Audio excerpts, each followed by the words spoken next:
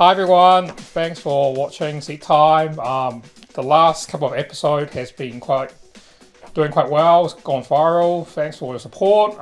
We have a lot of questions comes through, and I think it's the time to talk about and answer some questions. First of all, I need to explain what is the HKS. Yeah. So the HKS is HKS, different department that builds complete cars. But these cars are not designed or made to be raced. It's more built for a show, fast street car. But what we did was we've taken that, or one of those cars, to the track and try to prove it if they actually last a lap or how well they can do. It's actually a street car. It's not a race car. It wasn't built for racing. But instead of they doing the shakedown for us, we just went and did it.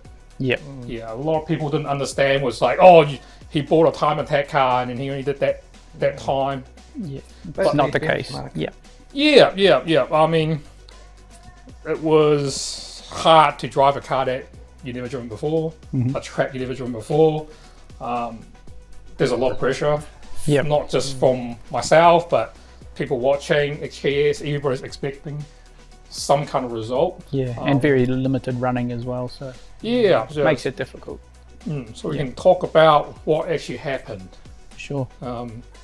So on the day, the first outing, if you watched our video, the first outing was no go. Crank sensor faulted on the start line. End up holding up the whole traffic. Yeah. Because I like always to go out first. 100%. So I get a clean track and I can just work my way around stuff. But the car broke down on the line. Had to be pushed back and diagnosed. Went out second time. I had to be gentle with the car. Yep. Just in case it breaks down or something goes wrong. Then the third outing, try to push on that lap or a lap. A lap. Yeah. So got the car warmed up. The lap I was going in, the car faulted on turn 1, and the warm-up lap was our PB. It was, yes. Yeah, it was the PB, and it was looking good for improvement, but unfortunately, the car didn't play ball. No. But that's what it is. Like, it's a brand new car. Yep. You get these problems with a new vehicle. Teething issues, always the one. Yeah. Because we were planning to run the car ourselves. But we had all the people for it.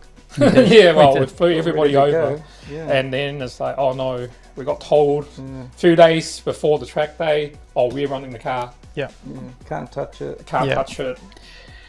It's a motorbike pit. You can only fit the nose of the car. And exactly. I mean, all our friends were just frustrated. You look at Adam, you watch this. You would have seen me on previous videos. He was like pretty angry at one point, frustrated, and same with me. But I just drove, and when the car overheated after the first lap, I was a bit gutted in a way. But that second session with the problem with the crank sensor, right? You must have been like, if that had fallen off again, like halfway through a turn or something, it could be quite disastrous. So that whole second thing was wiped out. The second stint as well, wasn't it? Basically, You can't really bang it. You don't know. In all fairness, the day was made it difficult. I think I did okay for considering a driver, like not a pro driver. No.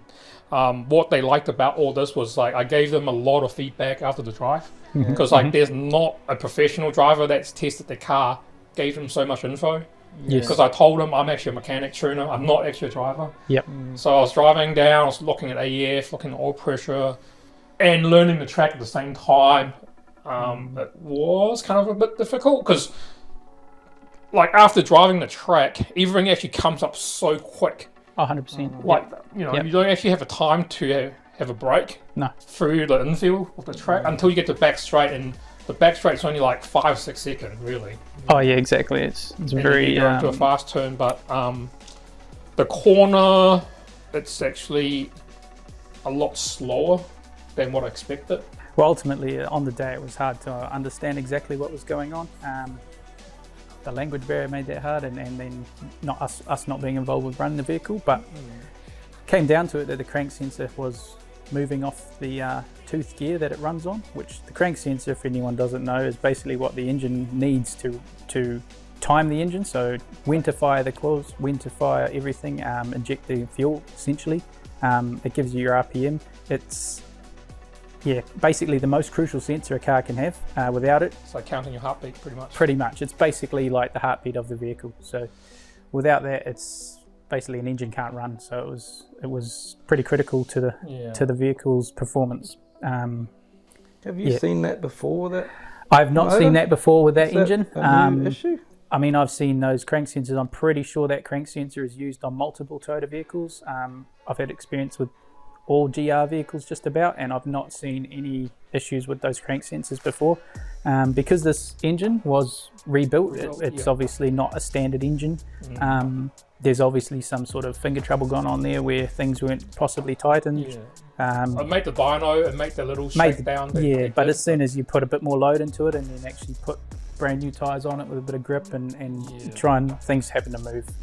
And it would have just been a case of bad timing and unfortunate instance. Bad timing. Well, apparently bad timing. I did a little burnout and then it was like I got the finger pointed at saying, "Oh, he did a burnout." Yeah. And the sensor. I was looking down when you came back, and the angry data dude was running around and he's going, "Oh, change gear."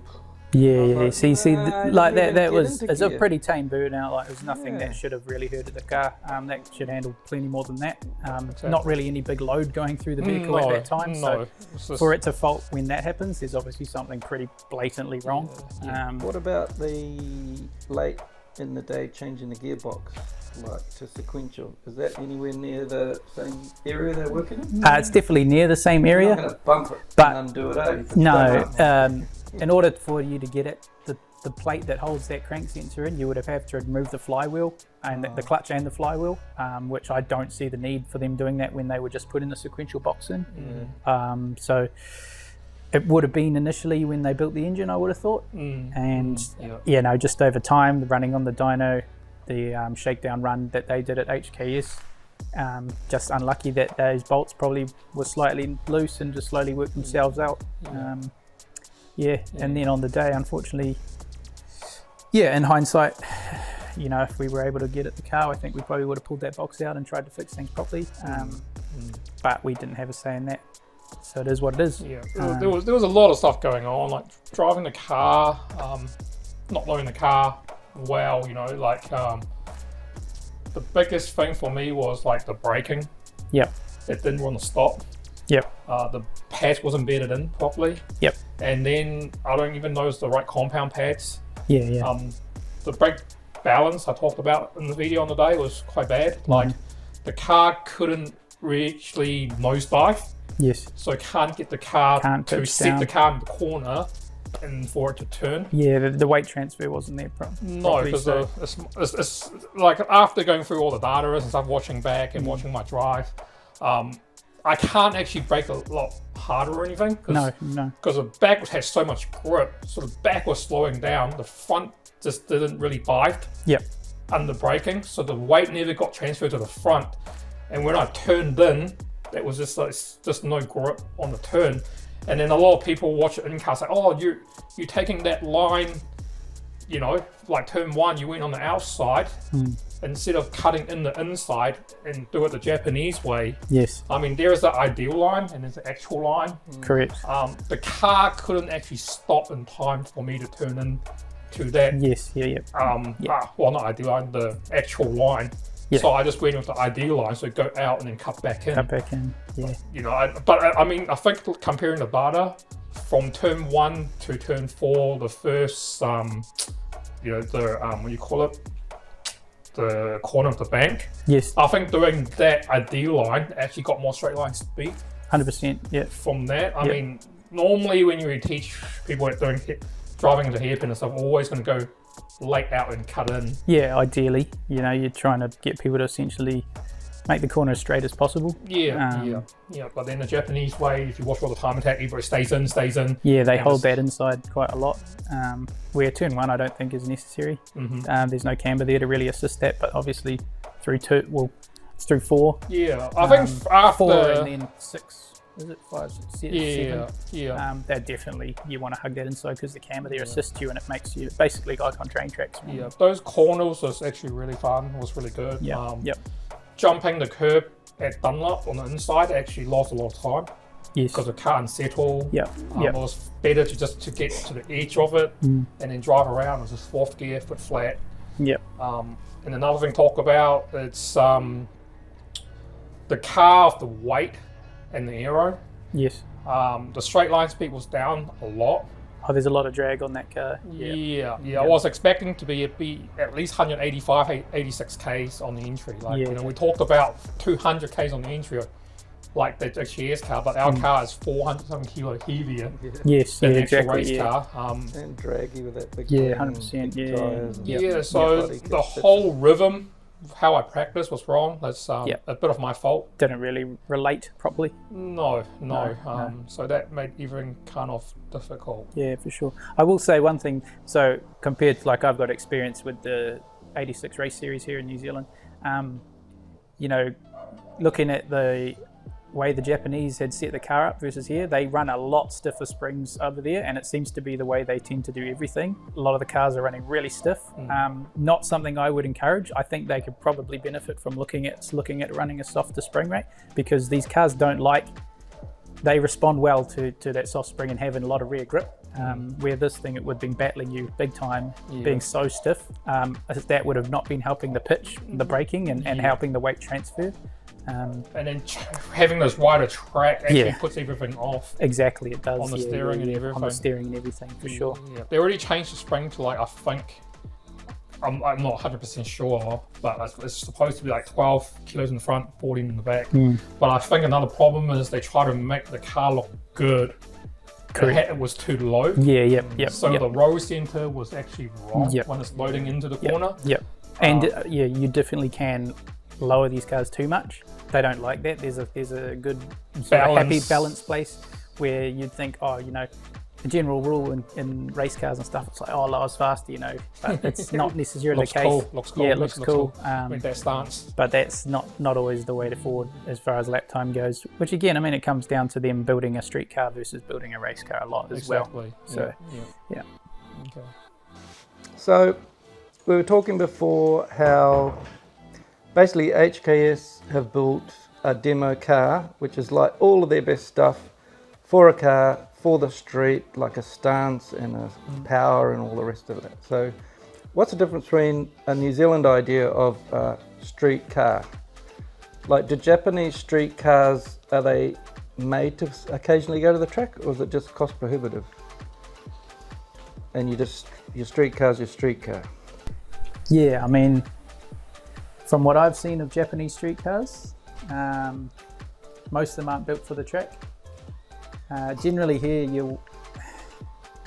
number one rule with going to a track with your cars, obviously you need to upgrade your cooling system. Make it last, right? 100%. Not there to do one. When a car is pushed to limits, it's at its high rev range. It's running between 5,000, 8,000 RPM. Generally, it's pushed constantly through more load than it's really designed for. Things don't necessarily equate from the street to the track that easily, especially when you bolt things like turbos onto a car where it doesn't come from the factory. Obviously the factory are very good at building cars. They've obviously done it for many years, especially Toyota. They know what they're doing. They build it to a spec. You could take that car straight out from the showroom and bang it around the track for days and it would not fault. But when you start modifying it, you can add to one area of the car, but you've got to then you've got to continue that through all the other aspects of a vehicle. You can't just put heaps of horsepower into the thing and then not upgrade your brakes and not upgrade your cooling, because they're not going to hold up to that added power and added load that the car will then be under. Different countries just have different standards. Like my car myself, they make power. But I've got brakes, I've got really good shocks, cooling. It's actually overkill, like I got laughed at when I was building my Civic first time, I put a massive radiator and everyone's like, why would you put a fridge in your Civic? Because I want it to last a whole session with no problem. The car's not overheat. Yeah, And all exactly. that. Yeah, Like the cooling side of things is important. Brakes and suspension. Power actually comes to me as last. 100%. Me too. Yeah, Yeah. yeah, Yeah, yeah. it's not that important. Yeah, Nah. but we watch their track day. Like people in Japan doing track day, they're really casual. Yeah. You know, Very much so. we were taking their street car and drove it like a race car, Yep. Yeah. and that's why I kind of, you know, they kind of expect it doesn't mean to last Yeah. or only last a lap. A lap is not really sufficient No, in my eyes, no. but especially when it's not the heat of summer or something like Well, that. it's really cold, you It's know, really like that cold out day, there. like it was under 10 degrees Correct. Yeah. most Yep. of the day. Yep. A lot of people goes, oh, why don't you just buy a Porsche GT3? Which is, of course, but that car just doesn't suit me. It's not what we Yep. Yeah. kind of, you know, doing. We want to prove this works or doesn't work, and it's kind of showing it works, but only for a lap.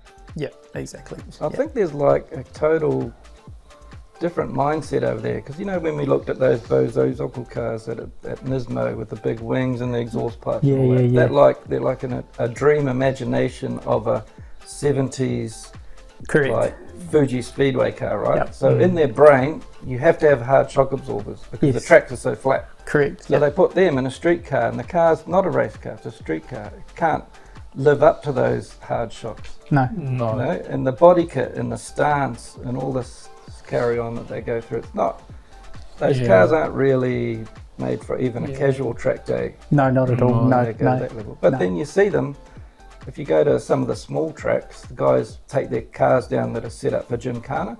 They're almost like they're more of an American style setup. Yeah. Quite loose, Yep. you know, because they are actually using it for a Gymkhana. Yeah, sure. yeah, Yeah. yeah. To take a Tokyo street car to the track, it's a stupid idea.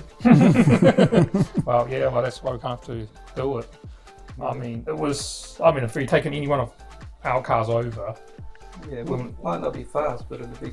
it will last a whole session, like Kind of, 20 yeah. minutes. Yeah. I mean, you watch that group that I went out, everybody just did 2 laps and came in. Yeah. And Yeah, park exactly. Park there for 5 minutes, cool it down, and go out again for a lap. And like, yes, that is time attack. Yeah. But yeah. not necessary. It's Spend not. that much money. You can buy another Well, car. it should last like 10, 15 minutes. I mean, it's only 400 horsepower. It's actually less than that. Like, Yeah. Exactly. if you're 100%. working out with the speed on the back straight and stuff, that Yeah. car was like maybe 5 k's faster than a road car, like a stock road car. Yep. And this is supposed to be 400 horsepower. Yep. I mean, my gauging, like driving a lot of cars, Yep. we only had probably like 300, 330 max, Yeah, at the wheels for sure. like 0.7 bar with a 2.4 litre engine. Like a K24 will make 350 horse quite easily. Oh, but- all day long. Oh, it is a small turbo. Like the GT3 Yep. RS is small. You know, it was more for respawn, not really for top street end. car. Well, yes, for a street car. Like that car would be perfect using it in Japan. Or Yes. Yeah. Yeah. But at the same time, you know, we obviously had heating issues. Say you're in a Tokyo traffic jam all of a sudden, the heat of summer, and all you've got is cars in front of you with exhaust blowing, and you've got no we had airflow, that. and you've just got fans. Yeah. Yet you've put a turbo right behind a radiator, which is a blatant heat source. I still see the thing overheating, even just sitting there. Yeah, in well, traffic. I suggested to have a bigger radiator. I wanted this fender bonnet. They were like, oh, you can put it on, you can bring it to the track and put it on, but we're not going to dispose your old bonnet, you know? Yeah. If the bonnet flies off, then what happens? Whose reliability for that? All that kind of stuff. So they say, oh, we just leave it as it is, just Yep. run it as it is. Yep. But plus, we want to prove a point if that stuff works. Yeah, exactly. Or Yep. the kit works. Yep. You know, a lot of people that buys these kits just thinks it's going to work. Well, it should work. Ultimately, you're buying that kit, you bolt it on, and away you go. Yeah. Oh, it makes the That's power. the idea. It makes the power, make all that. But Yeah. no one sees this kit's going to last a 15-20 minute session on the track. But it shouldn't be that difficult to do. Yeah. You know, But in a lot of reality. new cars, it's just the way, like the new Civic and stuff, like even the Corolla. Yeah. They, once you push them that hard, they won't last. Like the diff will get. Yeah, generally there's safeties built in those vehicles to stop that. Yeah. And that's just for liability from the That's what manufacturer. happened. After a lap, Yeah. just cut all the power. There's no timing into Yep. it. They're running the same boost, but will probably be like 5 or 6 degree less timing, and the thing just got no go. Like when I went out and did the skid, it pulled really good, Yes. but after the lap, it was just like no go. Like if you look at our lap time, the first lap we had the max best top speed, Yep. like 175, 177. Yep. As soon as the second lap goes in, 171, 72. But I was actually driving harder. I was exiting the last turn harder, but we were down on speed. Yes. Yep. Yeah. Yeah. And that was due to. And I think looking back, like I can't exit that last corner any faster. No. Like it was. You kind were on the on limit of the grip. Yeah, I was on speed, like, watching other people in car where, 75 Ks, we were exiting 75 Ks, but the car had no power to get to the last corner. It was just so slow after it, from third to fourth, the car was just... Yeah, exactly. Yeah. And it wasn't just water temp that was an issue as well. No, air temp was not. It was relatively warm, which generally most, Winter temp was like 50 degrees. most maps are going to start pulling timing and things as soon as you're above 40, 45, sort it of was about 50, around 50. Yeah. You start pulling timing out of the car, so you instantly lose power when you've got that much charge temp going into the engine. Which again, Not very hopeful for gaining down the one gun in summer at 38 degrees, is it? exactly. 18 or whatever. Was I think it was under 10 it degrees. was about 10 degrees, Was 13 like degrees Quite max. an advantage, But now you've been there, you've seen it, you kind of know, you understand how the Japanese time attack works, why it has to be in winter. On one hand, you do. On another hand, with my experience, there should be no excuse of No, because weather. racing is a summer thing. It's not a winter thing. That's why I couldn't get over why we can't run the car in summer. I can't grasp that. We can go and put race cars on tracks out here. Exactly. Well, we were racing like this middle of summer right now. Track temps or 50 plus. No one wants to race in winter because it's cold and slippery. Well, you don't want to race in the rain. Yeah. Ideally, so. Yeah.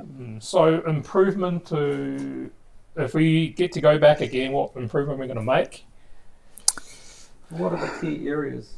Well, braking is number one. Yeah. We had to sort. So on top of that, I'll add to that something like that. So experience with the old generation 86 versus the new generation 86. Toyota obviously looked to make the rear brakes work a lot harder. In the 86, the original Gen 1, basically the rear brakes did nothing. They were hard to get any heat into, and they really didn't do anything. It was a handbrake for you, but they made a massive change with proportioning to get that rear brake working a lot harder, which you experienced. When we were developing the 86 race car here in New Zealand, we noticed that initially it took a while to get our heads around it, but drivers kept coming back that the thing was really unstable and high speed, especially under braking. And that's because the rear brake was actually locking a lot more and sending the rear really making the rear unstable. So balancing compounds then is quite important, unless you've got adjustable bias in the thing, which obviously this doesn't. And nor does race cars here.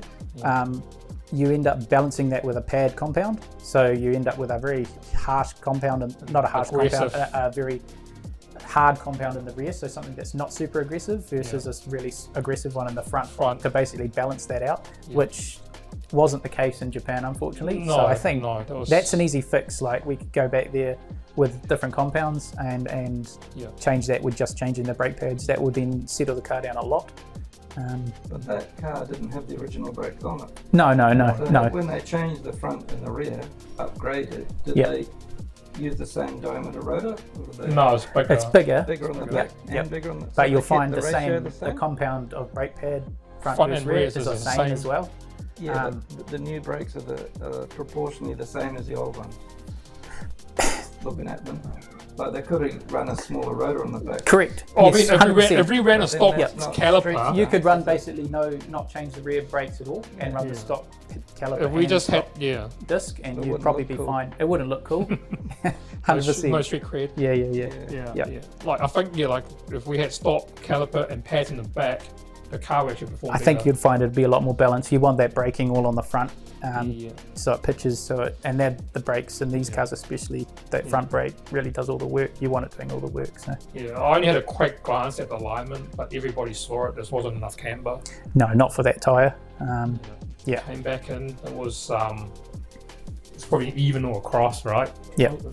luckily we even had close to 3 degrees in the front. Oh yeah, I'd say max you've got 2 degrees, maybe 2.5 aside. Because it's just using the HKS top plate fully tilted. Yeah. Even at that height when you lower it, because natural camber. Yeah. Well, with the But you can bump just steer and see things it. like that. It was only like 2 and a bit max. Yeah. Yeah, I didn't even look at it carefully, but What should it be? It's tire dependent, obviously, Yeah. but anywhere from 3.5, 3.5 to maybe at least. 4.5 degrees. So there's not enough room to do that on those. Not with HKS just the top street plate. parts. No, Yeah. you'd have to run a eccentric camber washer on the actual strut Yeah, so the bolt. strut and the hub, Yeah, when you change that bolt, so the hub tilts more yeah, to yeah. get more camber. Like that's other brands that we use, and the one mate car, you can actually get a different Correct. Yeah. So eccentrics it offsets the bolt to bolt. where the actual So sort of that fixing point is. their top plate thing, that's a street part then. Yeah, Yeah. that top plate won't be any different to any manufacturer's top plate. You can only get so much travel between the strut tower Before it starts touching before it something. starts touching the sides of Alright, it. so you've got to offset the actual So you've hub. got to offset the hub. Yeah. Okay. Yeah. And then so we've covered a bit of a suspension, the brakes, Right. Brakes. Cooling. I think cooling is the next one. yeah. Yeah, Cooling will be bigger radiator, definitely bigger radiator. vented bonnet. Yeah, you've got, once you get that hot air in, once it travels through the radiator, it's got to exit the engine bay as well. Yeah. Otherwise, it just becomes like a heat sink, and you just heat soak everything. So yeah, having some vents in the bonnet would definitely help that. Because with the HKS car, the car only does a lap. Plus all that rubber from the back, Yep. it's actually all removed. Yes. So there's a bit of air that hits the windscreen and comes back. Yeah, exactly. Yep. It's not the best design, but it does help. Yep. And the intercooler as well.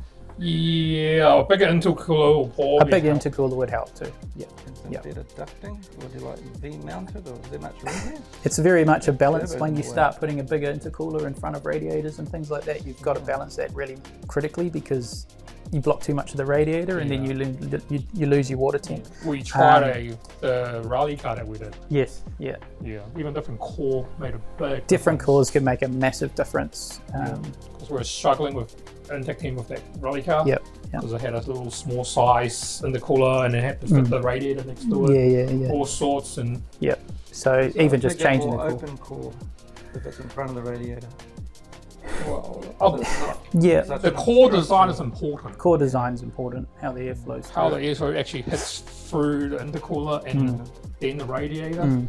Yeah, it's not having a big fat intercooler will solve doesn't it. always make the issue, especially nowadays. Technology's come a certain way from your old typical bar and plate intercoolers. All the you know. delta fins and all that kind of Yeah. stuff. So I mean, me and Jackie have been on the dyno before and experienced that back-to-back things blatantly. Yeah, and it was like it's coming out the turbo. very noticeable the was- difference from a modern. From It was like the top 160 degree manufacturers. coming out from the turbo. Yeah, the yeah. air was coming out. And it went back in the engine at like, what, 30 degrees? 20 something Yeah, degrees, under yeah. 30 degrees. Yeah, versus an old school intercooler, which was in like another 20 plus degrees on that. So you're talking 40 something degrees just from the different core. And then that was like 20 kilowatt up straight Yeah, away yeah. without touching any tuning. Not a single no thing. boost, no just timing. bolting one in and then switching out and bolting the other one in. Yeah. And then, with that weight and speed, probably the final drive probably had to be changed. Yeah, definitely. So that's something that with those 86 cars, having a different rear diff ratio makes them just so much more responsive. I think there's a 4.1 in that car. Yeah. So 4.1, it's adequate. It's on the street and things, but when you want, with the turbo, when you want that response out of corners and things, having and the closer gear ratios, it's probably going to narrow your gear ratios up together. Yeah. It makes a massive difference to the vehicle. I think we've run even a 4.56 in one of those before, and it just changes the car massively. Of course. But I think even a 4.3, which I believe you can get factory. Yeah. You can swap over from the. I think the old generation car had a 4.3 the Type in it. 2. Yeah, The Gen 2. the Gen 2 one. The Gen 2. So yeah. having that even in there would make a massive difference to the car. Yeah. Well, we did went through the ratio with them, and I said we probably have to change it. They said, "Oh, no, nah, try not to touch it." And I was like, "Okay." Yeah. Because everybody's like, oh, why don't you use second gear at turn 1? Yeah. Why did you stay in, stay in third? Why didn't you drop to this? I'm like, well, I had to go in the second. Like, we talked about the day before when we were racing. Did, Like turn 4, do we go second or third? It's your whole third. Like, if the power was there, I could have go around in third. Yep. But there was just no drive coming out. Yep. So I have to bang it back to second. And that's where that differential is going to help. It's going to put it back up in the rev range, put it back up in the power band a bit more. It'll come on. It'll come on a lot stronger. Yeah. Hero. What about that giant handbrake wing? Yeah, I mean, they look great. Yeah. Yeah. Well, He had a lot of power to be honest. 100%. Yeah. Well, the car at like 650, 700 horsepower, the 2J. Yeah, no doubt. Awesome. Yeah. Yeah. Like it will. Wasn't it was set pretty flat, wasn't it? Like, It was didn't have relatively flat. It didn't have a lot of It angle can to it. actually go up a little bit more, to be honest. But there was no extra hole. If we had a drill, we'd have drilled it. And then tilt it up. Because it was actually too much drag. But yeah. Yeah, You for, can for that feel it, power, like, those cars are so well balanced and they've got such natural mechanical grip in the rear that having that big weight is just really a brake more than a help. Yeah. Like you say, if you were going 200 plus down that straight and into that final corner, having that big wing will definitely be a big it big was help. nothing like it how we practice. But ultimately, it's probably pulling 10 k's out of your back straight. The car was actually too stable. Yeah.